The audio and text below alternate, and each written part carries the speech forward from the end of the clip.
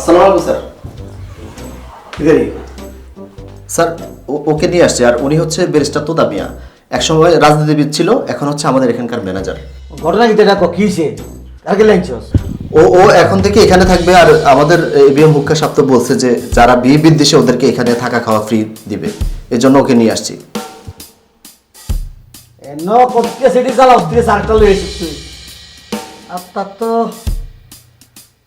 দেখতে তো গান পিটির মতো লাগে, নেশা টেশা করে রুমা লাগে। কিন্তু ঘটনা করিলে ভাই কইলাম কে বিয়ে করি গেলে পর আন্ডার মান সম্মান খাইবো, হুক্কা ভাই মান সম্মান খাইবো। আপনি রাখেন, দেখবেন এতে সুন্দরভাবে চলবো। ওর নিয়ে প্রশ্ন করা যাবে না, ওর নিয়ে কথা বলা যাবে না। ভাই উনি হচ্ছে শরৎ মৌলবাদী। শরতের কবিতার মতো মেয়ে পায়নি বলে সেজন্য উনি বিয়ে করেনি। শিল্পী, তোমাকে আমি কতবার বলেছি যে যাত্রার সাথে আমাকে পরিচয় করিয়ে দিবে না। ঠিক আছে, যাও। আচ্ছা চলো চলো।